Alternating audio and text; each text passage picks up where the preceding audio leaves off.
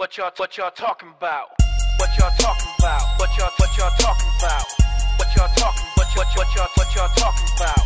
What y'all talking about? What y'all talking about? If you ain't talking the real, then we ain't gon' talk to ya. What y'all talking about? What y'all talking about? What y'all talking? What y'all talking about?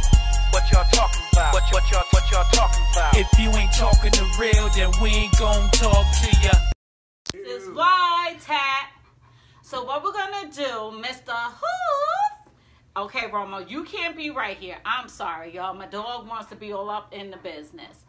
Mr. Hoof is on vacation this weekend, and I'll be on vacation next weekend. So my husband is filling in for Mr. Hoof. So this is Sunshine Nicole, and we are tuning in today. And introduce yourself for the ones that don't know you. Shout Boogie. That's Shamark. What's going on, y'all? Okay, so like and share it. Okay. So I gotta school him, y'all. I gotta school him. Okay, my dog is right in front of the camera. Come on. All right. So we're coming in today. We want everyone to like and share. We're gonna address some things that I've been seeing, my husband's been seeing. Babe, move over. You move over. There we go. Okay. See, and he's my husband, so I could do all this with him. Okay. Huh? They ain't professional. We at home chilling, and he got dog hair all over him. So anyway, so we have been noticing, babe, you gotta pay attention. Okay, we can't be doing all this. You gotta tune in like this. Hold on, y'all. I'm schooling him. So, like and share. First and foremost, like and share. Because we want to get as many people on. Okay, so, here's the situation. We see too much of people talking about marriage and talking about dating. And we're in a marriage group. And some of the comments and questions that we have seen has me floored. And I know... What about you? Does it have you floored? Yeah, definitely. It's a hot mess. So, we had to come on, and since Mr. Hoof is on vacation, we're going to talk about dating, marriage, all of that. We did part 1, and that was Mr. Huff just standing on the sideline, Anthony chilling and let me have the conversation. So this is marriage part 2. It's going to be my side, his side, and then God's side. All right. And in the background, you see our babies when they were babies. I missed the baby age. All right. So you want to set it off? Yeah, so I want to just talk about how me and Nicole met. I think, for starters, just to give you a little perspective of where we're coming from, we've been together for about 18 years. We've been married for, it'll be 13 years this coming September. Yeah. And all glory to God. And we know we've seen many people get married in the time that we've been together. And unfortunately, can't say they're all still together. So marriage is important to us, particularly, anytime we get an opportunity to go to witness a wedding, it's just a blessing because that's something that's ordained by God. Shout out to my brother Michael and Shamia. They just got married last week. It was a blessing to be Hey, brother. Hakeem's on. So we just want to, just share some insight for us. And we're not saying we the end all be all. We obviously are not experts. Nobody is. Marriage is it's a growing daily. Thing. But we just wanted to share some at least some perspective from our own relationship and some of the things that we feel that might help somebody. I know we're constantly learning. I would just ask my wife, who are some of the married couples that she admires the most. And first one that came to was our pastor and his wife, First Lady. Pastor Tucker, Lady Tucker. Bishop and his wife, Bishop Brown and his wife. So, there's a lot of married couples we can think of that really set a great example.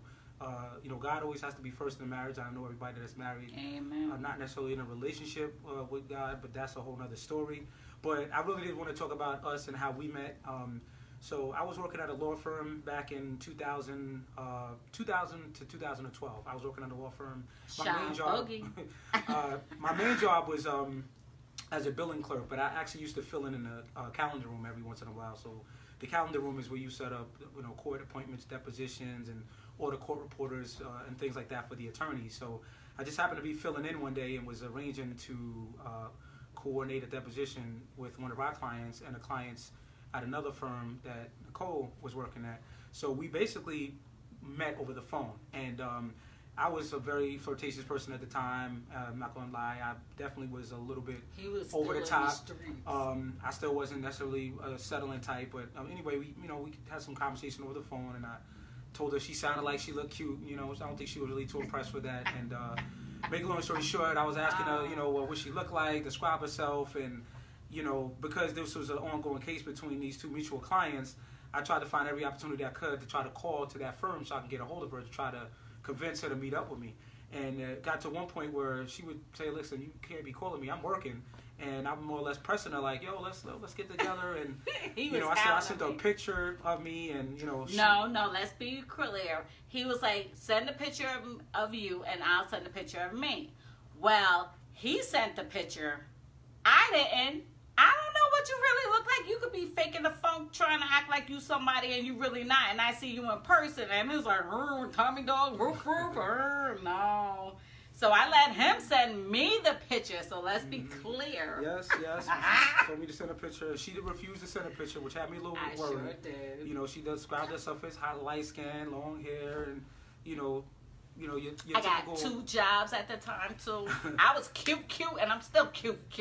So we basically, eventually we made the arrangement to meet up with each other, and I was living with my cousin Manny at the time, and I had Manny, 2 other roommates, Rebecca, and we were living out in Uniondale, and Rebecca's brother. Yeah. So we were living out in Union all the time. They had a house, and they rented out each room, and they were roommates. So we met up, and we actually met up at Hollywood Video over in Hempstead, and it was a situation where I didn't know what she looked like. She knew what I looked like, but she wanted to make sure there was a real picture. I wanted to make sure that was the real picture. And you know, I had you got to be careful on dates, people, especially blind dates. So I had my cousin with me outside, and more or less had a setup to where if she was looking busted, we had a little arrangement to where I was going more or less front, like, you know, something happened with the family and we was going to have to leave in an emergency situation. If I was looking busted. So we met up in Hollywood Video over in Hempstead, right on Peninsula Boulevard, and I was just like, wow, blown away. And from that point, you know, we hung out a couple times, and but you leaving out the credentials. Okay, so we met up in the parking lot, and I had Adrian on speed dial, and I was like, all right, he just pulled up. Call me in 5 minutes. If he looks like a roof, I'll be like, oh my God, really? I'm on my way, and I will leave. And then he had Manny in the parking lot. But when Adrian called back, she was like, hey, I was like, oh, everything's all love, good. You know, I told her the vehicle he was driving and everything, because still, you still don't know somebody until you spend some quality time with them. Ladies, you gotta be careful. And I had my stun gun too, so something dropped off, he would have been getting zapped with. Okay? Go ahead. Move these words out the way. I'm sorry, it's got to move these letters out the way. Excuse me. How you do that? Okay, there we go.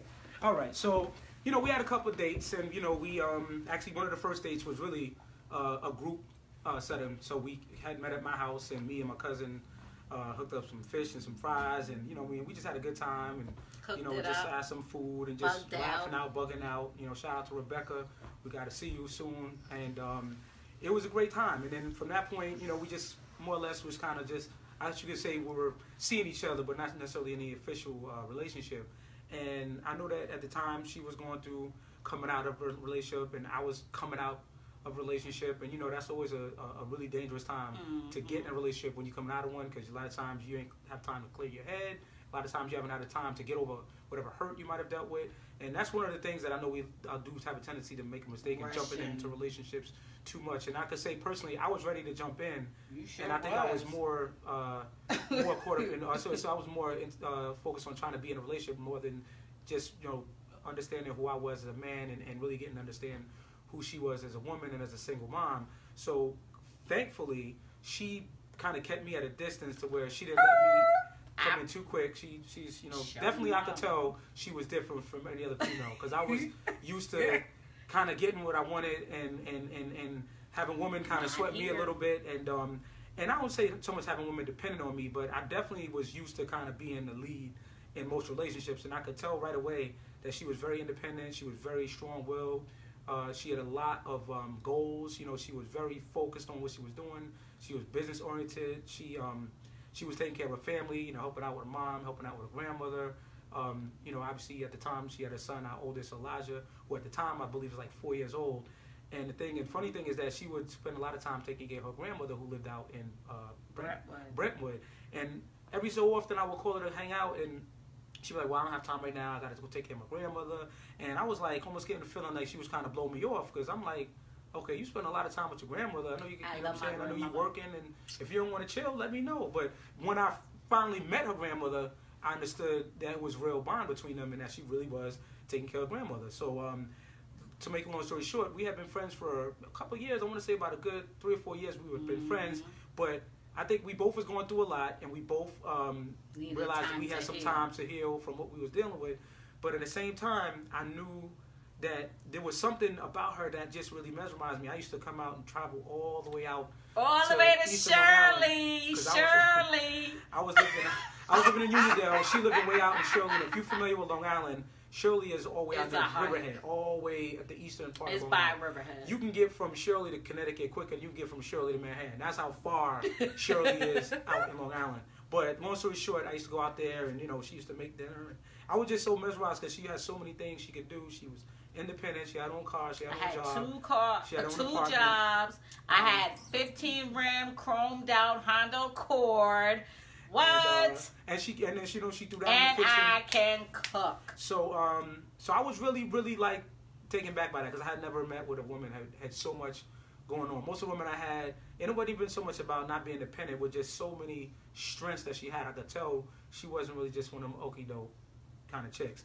And my cousin Manny and a lot of my friends was like, bro, you keep going out there, yo, what's going on? And you know, they would make jokes about, yo, you tapping that and this and that, and it was just like, again, I'm used to, like, you know, I mean, I'm just going to say it, like, most of the females that I had dealt with, I had sex with them pretty quickly. Enough, and I ain't the one. And that's something that is such I say it's an overlooked thing, and how important it is for a woman to preserve herself and to earn the respect of a man, because I never had a woman hold out on me, I guess you say that. And I don't even like to use that word. That's trying to make it sound like it's an entitlement, but I would say that she respected her enough where she was making sure that I was real. And not even so much the sex part, but even when it came to being around Elijah, you know, that's one thing that a woman are so quick to allow men to be around their children, and then, you know, men allowing women to be around their children. And when you allow kids in your circle, or when you allow a person that you're in a relationship with in your circle too quickly, and you're a single parent, it does cause confusion for that kid. They can get attached, and they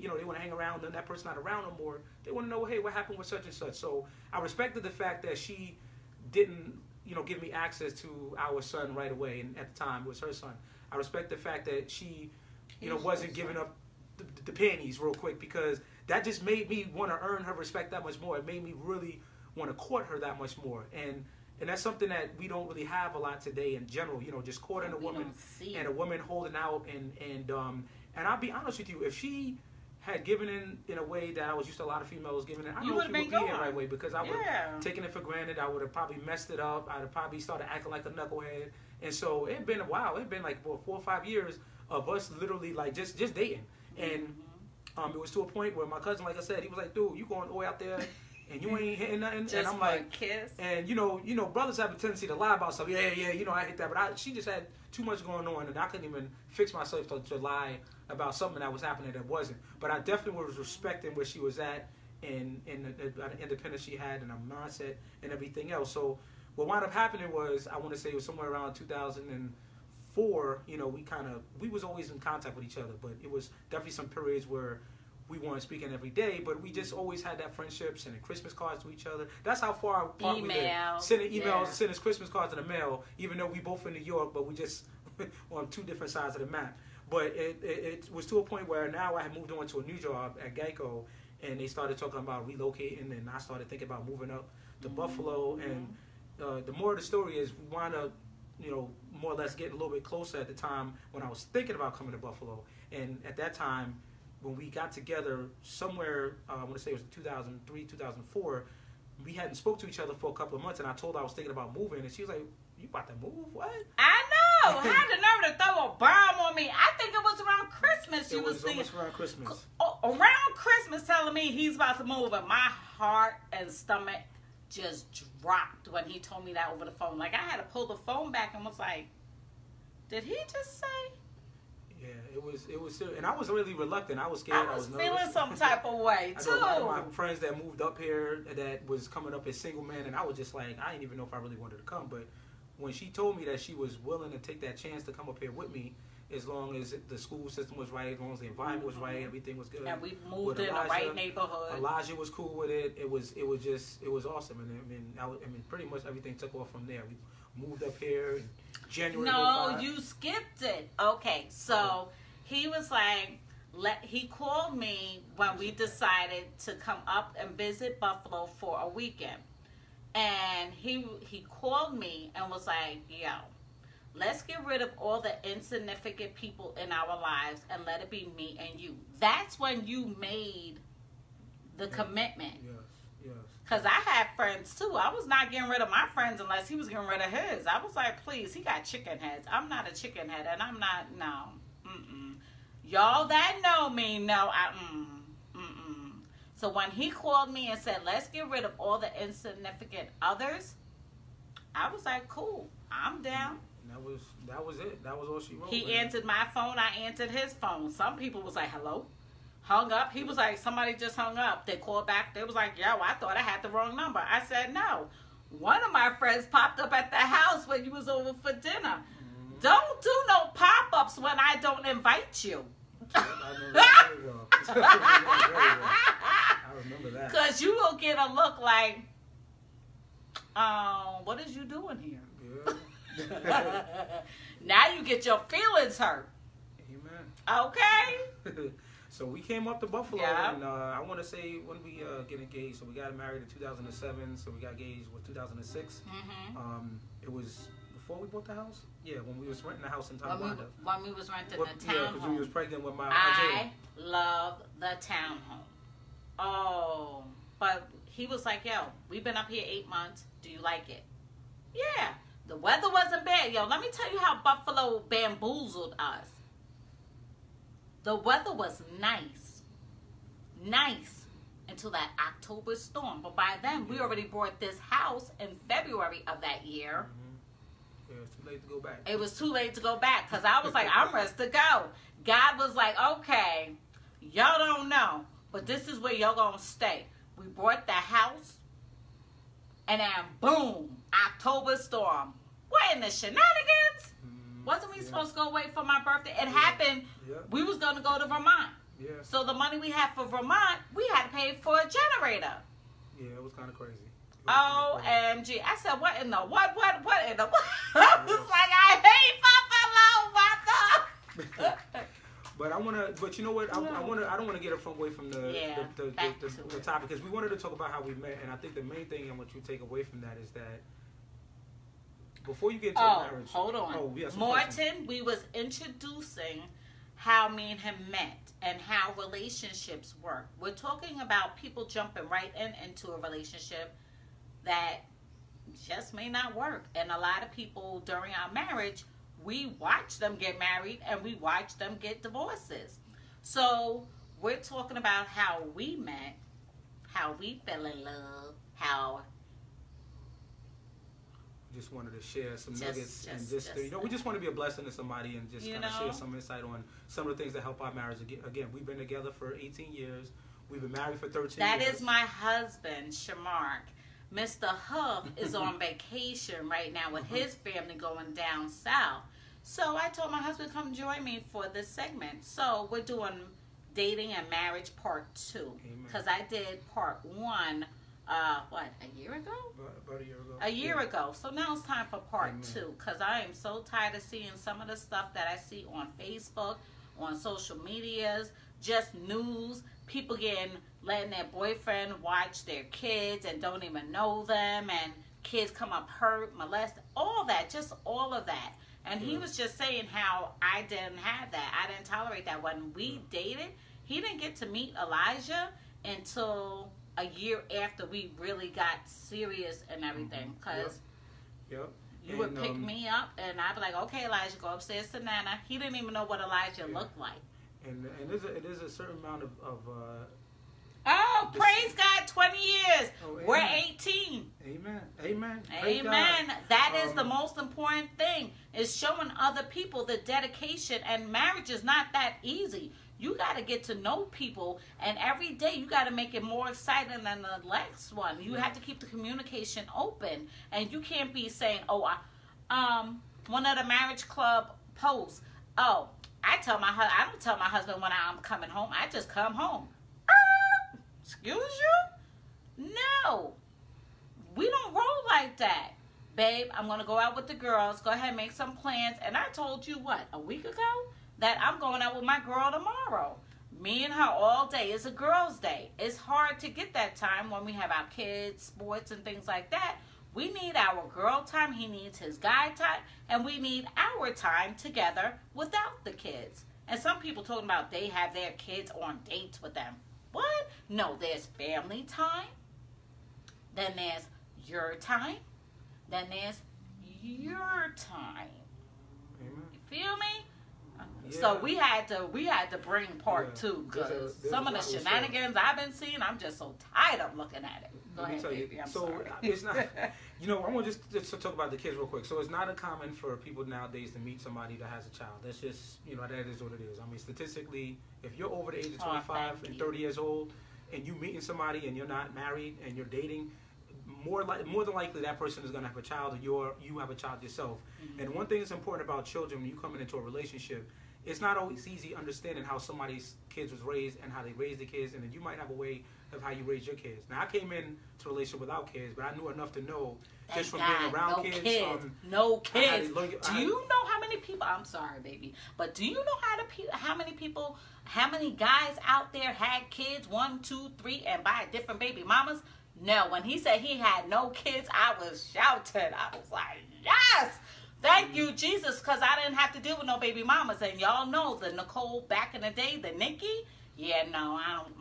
I'm gonna say this, and I'm gonna speak from a man's standpoint. If you're dating a young woman, or if you're dating a woman who has children, and she allows you around her children right away, or you hear her talk bad about the father of her children, that's a sign right there. I'm not saying you need to run away, but you probably need to maybe start to distance yourself away from getting too close to the kids, because kids are impressionable, but they also are sensitive, and they do latch on quick, especially if they like you, and that that's nothing new. What I'm saying is that you have to be very careful when you're dating a person with a child to not to be around that child too much, unless you really know that you and that person are serious and y'all plan on being together. And I know a lot of brothers that are in relationships with a woman and they don't really plan on being with them for a long time, but it's just a kind of convenience thing.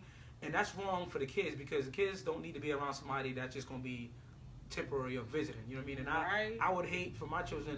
My wife and I won't be together forever. But God forbid if something that ever happened with me, if my wife decided to go in another direction as a widow or whatever it might be, I wouldn't want somebody around my kids if they're not going to be there. You know what I mean? So you really got to be careful with that. You got to really, you have to use a lot of precaution and discernment when you come to being around kids, because kids do change the relationship. And even coming into the relationship, you have to learn how to adjust to that person you're in a relationship with and how they deal with their kids. I had to learn how she disciplined Elijah. I had to learn how to get, used to being at that time a stepfather. And that's something that does take a lot of, that's something that does take a lot of patience if it takes communication, particularly between the two people are dating. Yeah. So I would just say, if you're dating somebody who has a child, and especially if you have issues with how their children act, or you might, they might have issues with how you deal with your kids, at some point in time, y'all have to come to an understanding of what expectations y'all have of each other and y'all children. Because if y'all going to be together and going to be a family,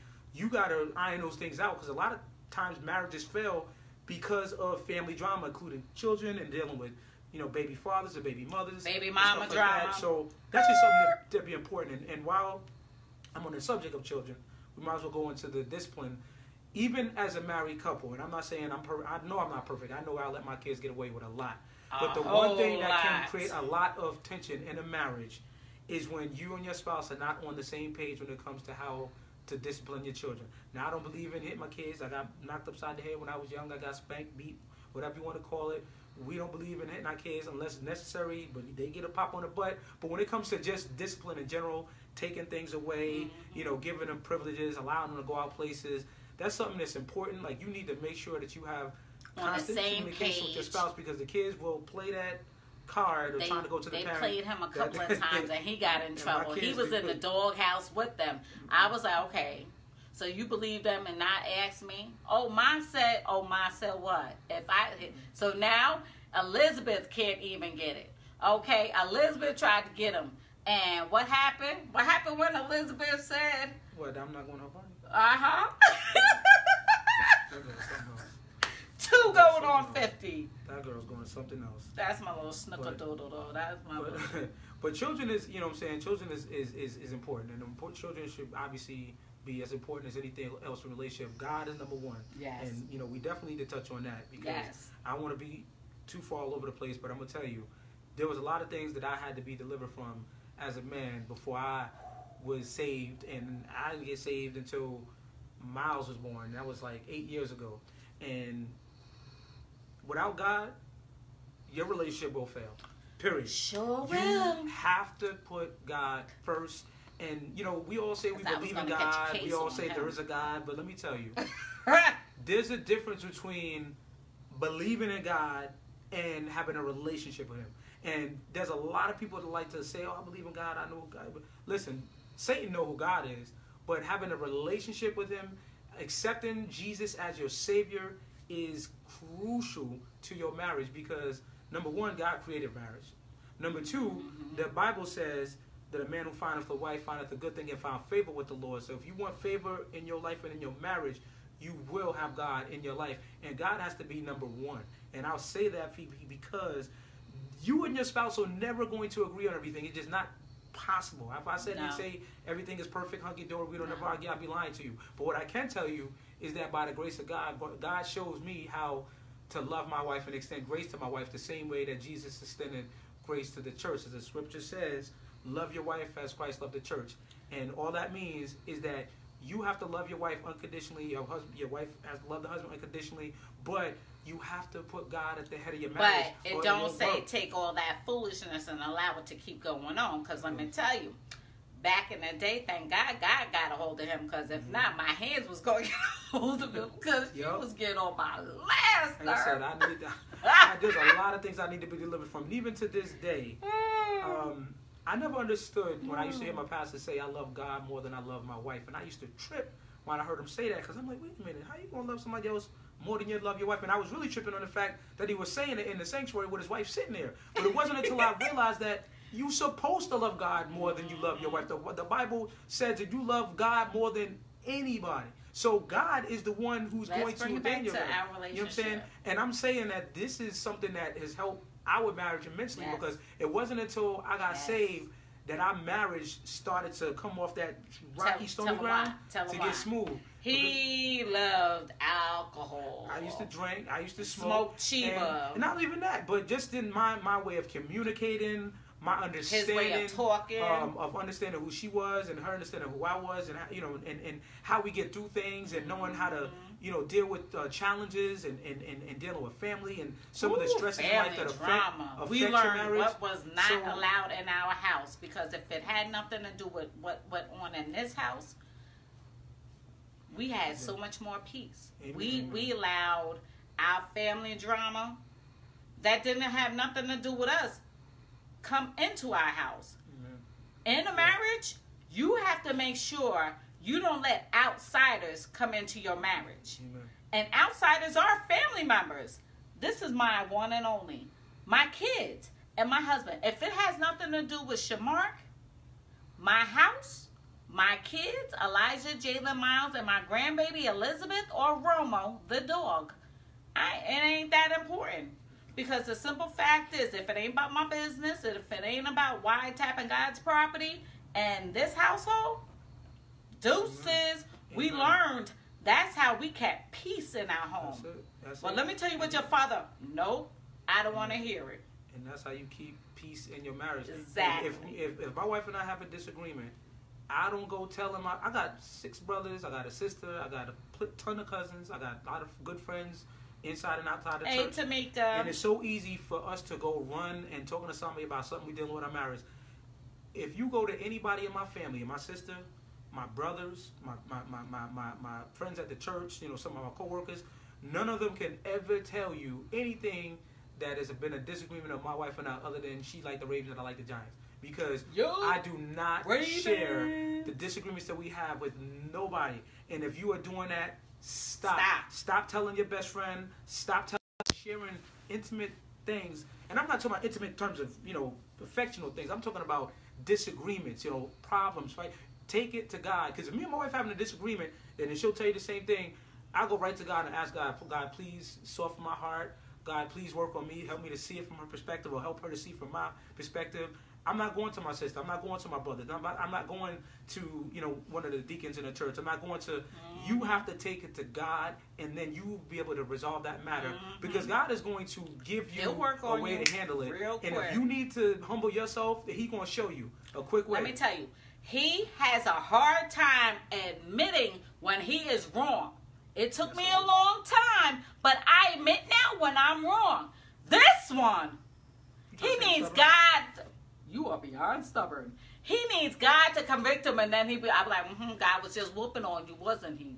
I'm telling you, man, don't put your family in your business. Stubborn. Do not tell people what's going on in your marriage. And I know it's not easy. It's easier for us to sit there and say, you know, take it to God. Keep it. And I know, because I know people that's going through some real serious stuff. Tamika says exactly, because they will not forgive your spouse like you will. Yep. And then people look at your spouse that way. I wouldn't even want to tell, you know, like my sister. I'm sorry, my sister or my brothers. I wouldn't want to tell my brother, sister, or my cousins, man, my wife did this and my wife did that. I don't want them looking at her like, you know, kind of sideways by the time they see her, and then they got arms with her because of, you know, of course they're going to take my side, right? Of course they're going to like, well, how she do that? How she...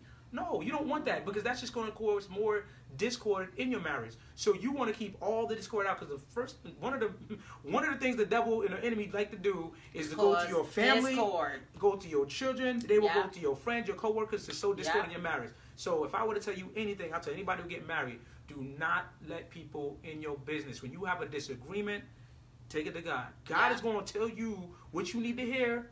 I'm sorry, He's going to tell you what you need to hear, not what you want to hear. And He's going to tell you whether you need to apologize, you need to humble yourself, you need to be quiet, you need to listen, you need to pray, you need to ask for forgiveness. And it might take some time, but there's many times, and I'm sure she's done the same thing, where I've been wrong about stuff and I had to, you know, get convicted and come to her. Or there's times that I felt a certain way about something and I wanted to tell her, and I'm trying to correct her and not allowing God to do it. And then when I pray to Him, and then she come to me and say, babe, you know what, I'm sorry. You know what I mean? And that's how it works. Because don't come at me any type of way. That's how it works, man. I'm telling you, leave your family out your business. Family will tear a marriage apart. I'm not trying to throw shade at my family, but but we all got family members, whether it be a mother, a father, sister, brother, cousin. We all got them. Get on your last nerves. Anytime you argue or have a disagreement, somewhere along the line, the family member has something to do with it. That's one of the ways, one of the biggest blessings we've had. It's moving up to Buffalo. Beautiful blessing. Our family ain't up here. Hallelujah. Y'all don't know. And I love my family. We love my cousins, my father, but we like them far away. But we don't have to deal with it. We deal with everything in house. We ain't got our business out on Facebook. We're not throwing, you know, shots at each other. Now, we have some business out on Facebook, but it's a joyous thing showing this is what family is supposed to do. Growing up, I grew up in a domestic violence house. He grew up with his mom on the streets and his father... Hustle man. Your father was a rolling stone, like my biological father. Papa was a rolling stone. Yeah, he had, 6, 7 brothers? Yeah, anywho. Yeah. So y'all got the picture? Okay. So, now imagine all that. And then, growing up, we made our minds up when we was younger, saying we will never do this, we will never do that. We're going to do this with our kids. We're going to do this. We broke that curse because there was no way in the world I was going to tolerate or allow anything like that happen to my children growing up. Nope. You have to make that decision, and once you make that decision, you got to stick to it. Men and women come and go. But your kids don't. Your kids are from you. Your kids are carrying your bloodline. Simple fact is, what I grew up with, I was not having. And I told him, look, boom, boom, boom, boom, boom. Mm-hmm. Yeah. Let's talk about being submissive to your spouse. Woo! That's often y'all. Okay, I'm going to tell y'all from my point of view. Okay. But what do the scriptures say? Well, look at here. I'm not bringing scripture. I'm keeping it 100. I did not do submissive well in the beginning. Why? Because I was doing everything on my own for so long, and I always had to depend on Nikki. Nikki didn't ask people, because every time I asked people, growing up, I was having a father who was whatever, hanging out, whatever. When he picked me up, I would go to my grandmother's. That's why I have a close bond with my grandmother Inez. My grandmother and I was with each other every weekend or every other weekend. My grandmother was at my concerts. My grandmother was there when I was sick. My grandmother was there point blank, period, hands down. So I got a love for my grandmother like no other. So they always say the first man in a woman's life will break their heart is their father. If your father is not there for you, then a girl is looking for reasonings why her father's not there and things like that. Thank God for my godfather, Francois Frazier. When I say he's been in my life from day one, still to this day, he's taking the boys fishing this weekend. My godfather, they know. They see a picture of my biological father, Randy, they be like, who's that? So you can tell when a woman is growing up, you're going to make some like, nope, I'm not doing that. Nope, I'm not. When I was little, I said I will never cry another tear for this man. And that was for Randy. You was not a father.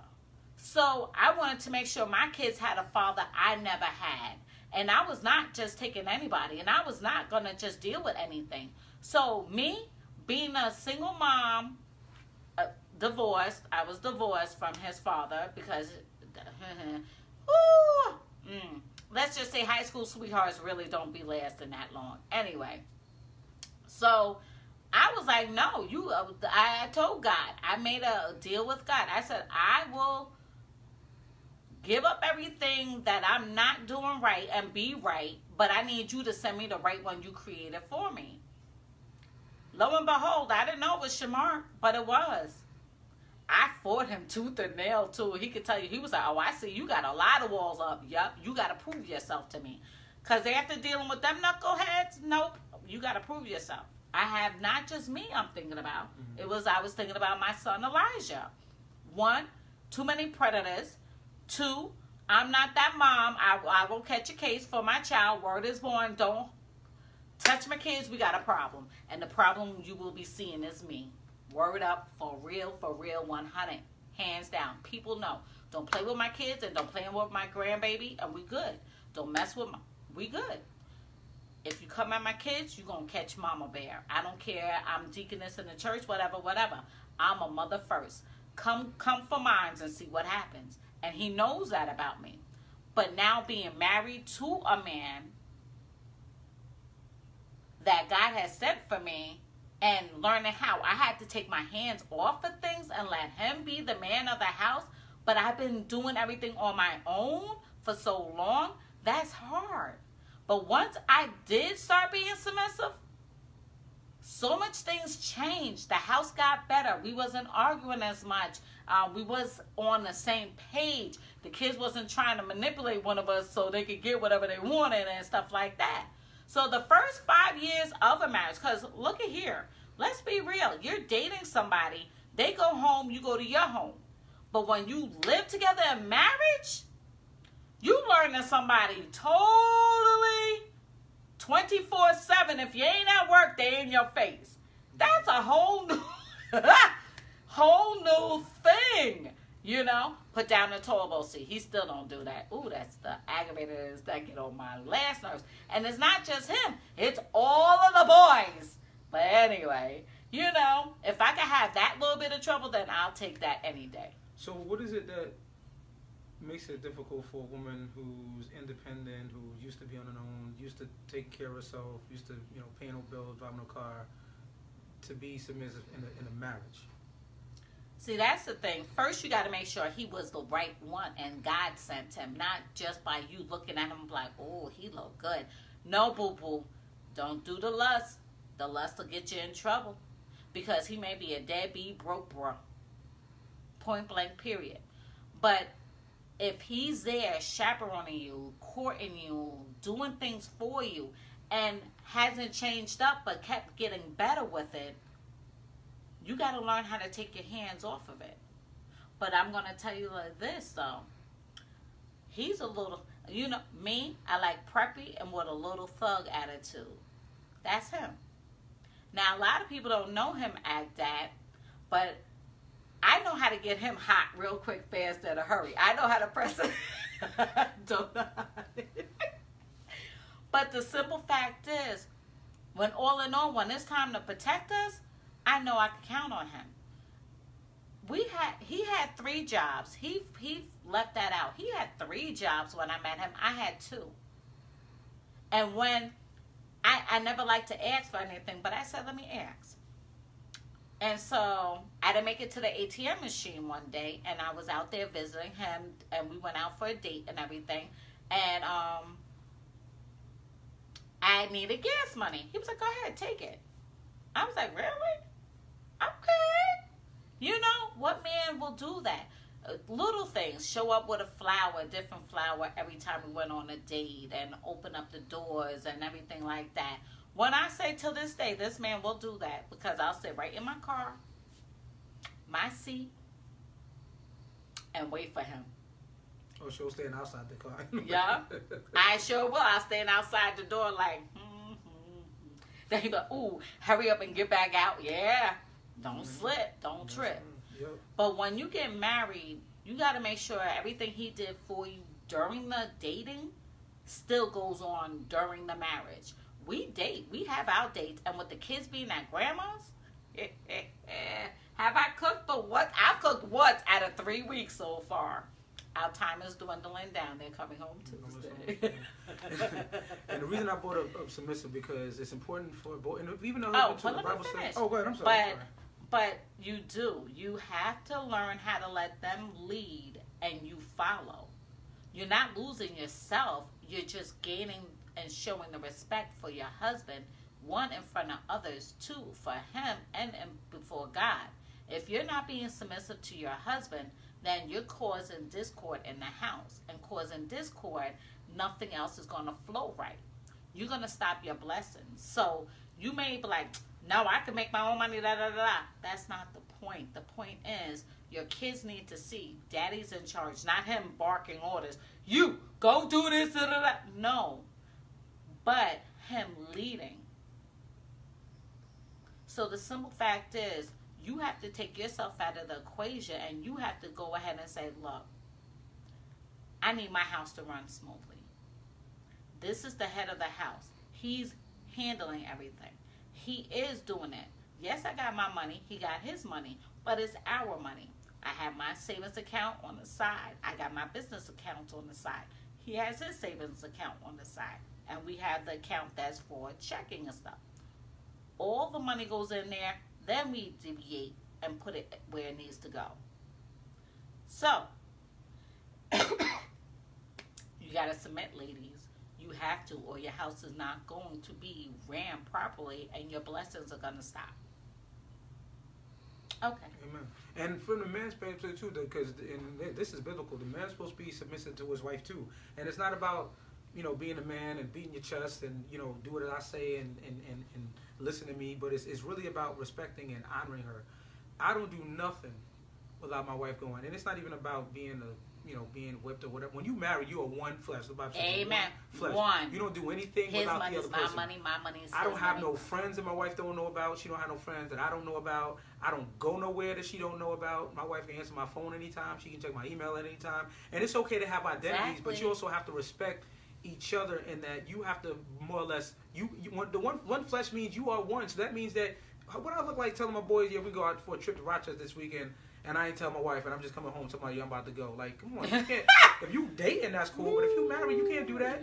You can't just be taking trips or spending money, within reason. Or sleeping out, hanging out overnight at somebody. What? I mean, okay. You have to have respect for each other. It's not even about a trust. It's about respect. You know what I mean? You respect each other because you're one. God forbid something happen. Your spouse need to know where you are. Your children need to know who you are. Anything pop off. You need to be submissive to your spouse as well as a man and honor her enough to let her know where you're going to. When it comes to decisions, it should be equal. Now, you might have one make more money than the other. You might, have one that be more insightful than the other one. One might be more, stubborn than the other. I mean, you all gonna have your differences, but when the Bible talks about being one flesh, that means you pretty much are a lock and sync on making decisions together. Don't mean you can't have your own personality. Don't mean you can't have your own circle of friends. She got her friends.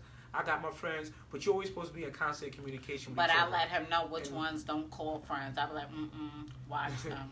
And you know what I'm saying? So that submissive thing is so important because a lot of people today in marriage, I really amazed and found how many people separate things, separate accounts, or separate, phones, or separate, or now. You pay this and I pay this, that. Like y'all are roommates. Yeah, no. Man, you're supposed to do it together, man. Listen, I'm just my opinion. I'm not telling what you have to do. This is what I found that worked in marriage, man. When you work together as a team, when you're on flesh, you think together.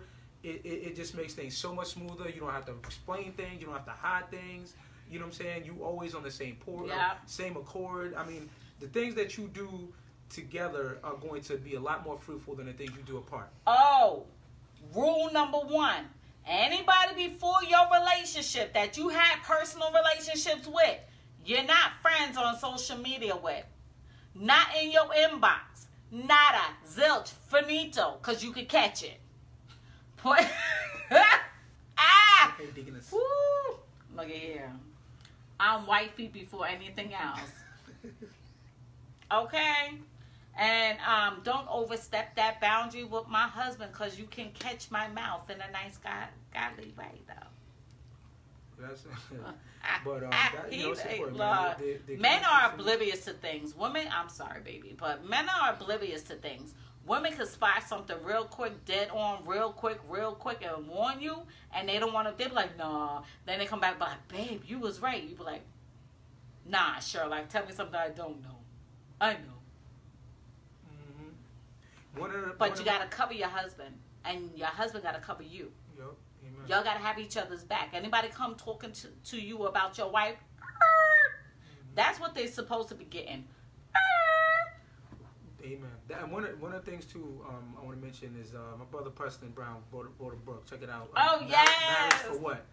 Shout out to my man Preston and his wife. Preston. Yeah. And one of the chapters in there talked about how spoke specifically about how it drove him crazy when people would say things like happy wife, happy life. Tamika? And he made the point about happy spouse, happy house. And I can't stress how important that is because when we get consumed and only focus on the one, it's not even about I'm the man, she should make me happy. Happy spouse, happy house means both of y'all go out each other's way to make each other happy. Yes. If you talk about happy wife, happy life, well, ultimately what you're saying is that I'm going to please her and everything that I want or everything I want to do to make her happy, which ultimately is going to make you begrudging and it's going to make you, have an attitude or be pessimistic about certain things, and you're basically not going to be happy. But if you have the mindset of happy spouse, happy house, both you guys are doing the things that make each other happy, whether it be taking each other out, whether it be, the affection in public or in private, whether it be the intimacies, the text messages, the phone calls, spending time with each other, doing the little things that your spouse like.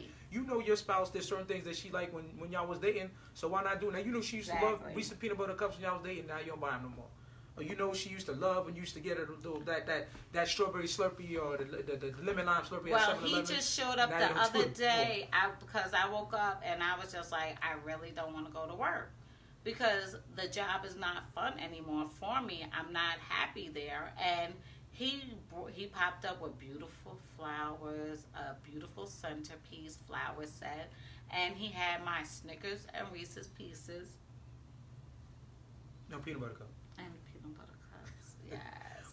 But it's the little things, and he had his little notes. And with me, I'll send him text messages. He'll send me, or we'll be flirting on Facebook, and people be like, "Y'all so cute." We do that.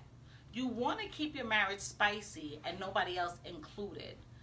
When I say spicy, that don't mean having a threesome. Spicy, that don't mean inviting something into your marriage that is not you and your husband. No. Spicy means role playing. Yeah. Spicy means role playing with each other. Be his little maid, or be his girlfriend, or be his, but it's you, nobody else.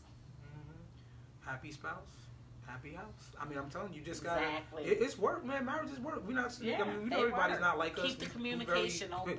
We're both very social people. You guys see us on social media a lot, and flirting and doing pleasantries at each other. You don't have to do it on social media, but you can do it with each other. You can show affection, express yourself to your spouse, because sometimes we can get complacent and kind of just falling into the comfort of being married. You don't want to be in the comfort zone of being married. You always want to be looking to keep that marriage alive and growing, because marriage is supposed to be fun. Marriage is supposed to be. We have fun. We're little kids. Marriage is a joyride. I mean, it definitely got some challenges, and you know what I mean. But there's definitely gonna be more good and more bad if y'all both committed to making it worse. But you want to do everything you can to make your spouse happy and do those little things and the big things every now and then to make it work. Because if you're in a marriage and you just kind of doing your day-to-day, routine, going to work, coming home, going to work, coming home, going to sleep, going to church, going to work, it gets boring. You know what I mean? It can get boring. I don't like boring. Spice in your marriage. You know what I mean? That's what makes marriage work. Let me tell you,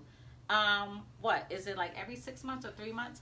Like every 3 to 6 months, I'll be like, okay, we need a vacation. We need to go somewhere. I don't care where. We just go. So I look and I'll be like, boop, boop, boop, boop, take off. Take off this day, this. We go on. I pack the bags. Kids, we good. The dog is at the spoiled rotten where he goes to get spoiled rotten, and we're gone. Because sometimes you got to get away from everything around y'all and just be y'all. You could be home and everybody be at your door on your phone. No, when we away, like we about to do next weekend, hey, we gone.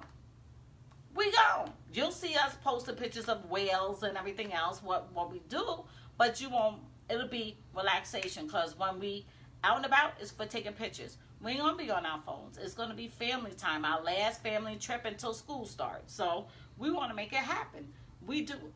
I make sure we be going on trips. I make sure we travel. I make sure.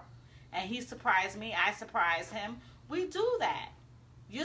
That's your best friend. He is my best friend. He is not just my husband, my baby daddy. He's my best friend.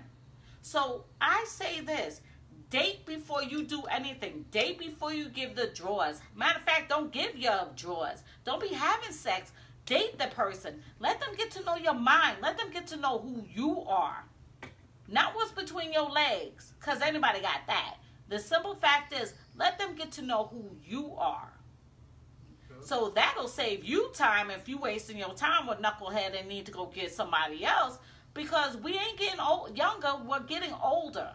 Why waste time on somebody that you could be spending with somebody else?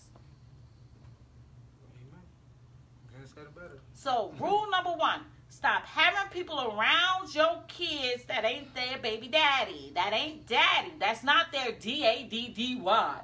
And if the D-A-D-D-Y is not in the life, that's okay. Because you know what? God will send the right one to take the place. God sent the right one here to take the place for Elijah's father. And that was on his part of not wanting to be if he couldn't be with me, he didn't want to be a part of Elijah. That's not no. Rule number 1, no. If you ever get a man like that, run the other way.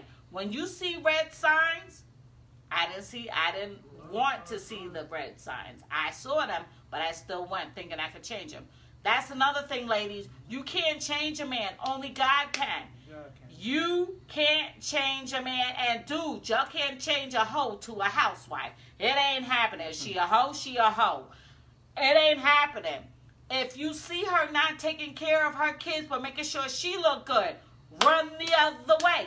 She's all about self. Because he could tell you, I went numerous times without getting my hair done and made sure Elijah had his hair cut. Elijah had his school clothes. Elijah had everything. Word up, Elijah didn't want for nothing. So the simple fact is, Your kids got to come first. And if the female don't have her kids coming first, that's a sign. Run. If she ain't cooking, well, not everybody could cook. But I still throw down. When I don't have nothing to do and we don't have no sports and everything else, what? That kitchen be having the house smelling good. But seriously, look at the warning signs. Run. Don't go past go. Collect $200. Just pew, be out. For real, for real. That'll save a whole lot of time on child support. That'll save a whole lot of time on divorce.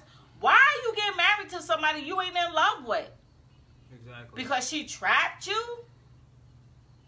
Don't get married for kids. Don't get married for kids. You supposed to be getting married because that's the one. That's the one that got your heart. That's your rib. I'm his rib. He's my rib. I'm his rib. You know we... But seriously, it's time to stop the divorces. It's time to stop the child supports. It's time to stop all that. Stop having kids with people that you don't want to be with. I would recommend getting counseling before marriage now.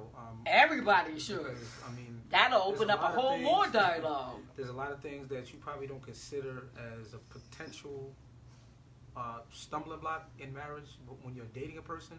And you just be amazed just identifying something like how a person feels about having kids, how a person feels about, you know, finances, how they feel about retirement, what they want, how long they want to work for, you know, what they feel about family being involved in your marriage or family in general, communication, how much you feel like a person should hang out or how late they should hang out, whether they, you know, should have to tell you everything. You know, there's some people that are married for like, I shouldn't have to tell my wife everywhere I go, every real place I go. Yeah. There's some people that legitimately feel like that, and that could be a real issue in a marriage. I mean, we on this, like Nicole mentioned earlier, we on this in his marriage group on Facebook, and we had a lot of friends that's in there, but I'm just shocked at some of the questions. I mean, it was one dude that posted the other day, should I have to beg my wife for sex when we going on a way on a weekend getaway? Wow. That's a lot. First of all, that shouldn't even be on Facebook, number one. You need to be taking that to God, and you need to have that conversation with your spouse. But see, not everybody got God in their lives, so you have to stop saying that because a lot of people don't. They need not to be putting that on Facebook. Well, they need to get counseling. They need to get counseling. For real. Because now I'm looking at you like, But that's just something that, I mean, there's a lot of things in marriages in general that can be identified, or issues that can be identified before marriage. If you really give yourself time to get to know the person, give yourself time to... It'll let you know if that's the one. Identify some of the things that you might have an issue with. You might want to prolong that marriage. You might want to date a little bit longer. But, you know, it's important to know these things because... Like, do you want kids? Some don't want kids. Some do. Some don't want to live in New York. Some want to move. There's a whole lot of stuff. Y'all got to talk before you say I do. Not just to get the title, I'm a husband or I'm a wife. No, because a whole lot goes with the process. Okay? For real, for real. But if you want it what to are we work, eating tonight? I'm hungry. I don't know. But I'm going to say this. Want to go to Riverworks? God is the key to the success of your marriage. Yes, he is. I'm going to say it once. I'm going to say it again. I know everybody don't know who God is. If you want to know him, all you check gotta out do pages. Is just listen. Anybody, there's no application to accepting the Lord Jesus Christ in your life. All you got to do is confess with your mouth, believe in your heart that Jesus raised from the dead, and you shall be saved. But that relationship is the most important thing. Having a relationship with Him, so that you can seek Him and be able to help Him to get you through some of the things that you struggle with, especially when it comes to marriage. Because if you're depending on anybody else, I'm telling you right now, it ain't gonna work. Keep your friends out your business. Keep your family out your business. What goes on in your house with you and your husband, keep it with y'all or take it to your pastor. If you don't have a pastor, take it to counseling. But for real, keep your family out your business. And whatever other people have issues with, that's not your issue. You got to learn how to not let issues come into your household, because that could cause a lot of discord. That could cause a lot of drama. That's the work of the and ladies, don't withhold sex from your husband. And men, don't be out there having sex with people that's not your wife. And same for you ladies. But the simple point fact is, if you don't want to be with this person, then get the divorce the right way. Don't go out cheating. Didn't I tell you from jump? I said, don't cheat on me. That's the worst thing you could ever do because you could catch it. Yeah, don't do that. As a matter of fact, I definitely know some people who struggle with that. And it goes both ways. Husbands that don't like to have sex with the wife, wives that don't have like sex with the husband. Now, that's biblical. I'm not going to get too spiritual on it, but that's biblical. We already talked about biblical. The sex thing is a big thing in a marriage. And if you are not submissive in a way but you're satisfying each other, that can be a big issue. And you should not have to have toys to satisfy each other. You got your husband right there. What's the problem? Point blank period. Amen. Sex is important. We're not going to try to downplay that. Sex is very important in a marriage. It's very important. Very important. Taking care of home. Taking care of your house first and not taking care of other people. You have to take care of home first. Yes. If home is not taken care of, nothing else is going to work. Yes. If your husband is not happy, your kids ain't happy, then you should not be happy. You should be making sure your household is happy first and foremost. Like, if your husband got a problem, babe, what's the matter? Let's talk about what's going on. I knew that was going to happen. That's our dog, y'all. Romo, move. Wait, it turned. Oh. Move, Romo. Turn it. Just turn it. Now stop. Don't be laying down. He looking like, what I do? Come here. Him out the way. Yeah, move him. I'm sorry, y'all. It went timber because the dog wanted to lay on the tripod. There you go. Now stay over there. So the simple fact is, home got to be taken care of before anything else. If there's issues within yourself, seek it. But keep the communication open with your spouse. Let your spouse know what's going on so they can help you. Sometimes they really can help you. Like when I was pregnant with Miles, oh my God. That, out of all the pregnancies, if I had Miles first, I don't think we would have had any more kids. Because I had hypermenesis. Oh, so much. He didn't understand what I was going through. Sure did. He didn't understand. I threw up morning, noon, and night the first trimester. I was bedridden. I was home on a home IV where a nurse was visiting me. He couldn't understand what was going on. So when I say, when you going through something, find that one that you could really go to and talk to about, but let your husband or let your spouse know what's going on as well. So that way, they may not be able to help you, but they'll understand what's going on so it doesn't put up anything, a barrier with y'all. Because once something comes in, it could start getting worse and worse. Keep the lines of communication open. That's the first and foremost thing. Keep the lines of communication open. And that should be your best friend. That should be the person you can tell everything to. And the same thing with him. He tells me, I tell him. He like, how'd you know? I was like, I've been knew that. And da-da-da-da-da, you know. And pray with each other. Yeah. Pray with each other. Yeah. I mean, have each other's back, and don't ever let somebody come to you talking ill will of your husband, or to your husband talking ill will of you. No. That's a no-no. And he can tell you, anybody can catch it. Come to me and talk, or if I'm in a facility and I hear you talking ill will of my husband. You violent. No, I'm not. I just don't play that. I just don't play that. Look. Oh, watch some light-skinned people. No. Watch your mouth and don't disrespect my husband, and we be all right. Okay. You know what I mean? Okay. He knows I got his back. That's my baby. Happy spouse. Happy house. All right. Well, we hope this blessed y'all and helped y'all. And next week, you may see Mr. Hoof and somebody else tuning in with him because we're going to be in Boston. Next Friday, Massachusetts. Next Friday, vacation. So, Mr. Hoof, I hope you have a great vacation with the family. Love you, Tracy. All the kids. Enjoy. This is WYTAP. WYTAP. Marriage Part 2. Coming at you. Peace. Bye. What y'all talking about? What y'all talking about? What y'all talking about? What y'all talking? What y'all talking about? What y'all talking about? What y'all talking about? If you ain't talking the real, then we ain't gon' talk to ya. What y'all talking about? What y'all talking about? What y'all talking? What y'all talking about? What y'all talking about? What y'all talking about? If you ain't talking the real, then we ain't gon' talk to ya.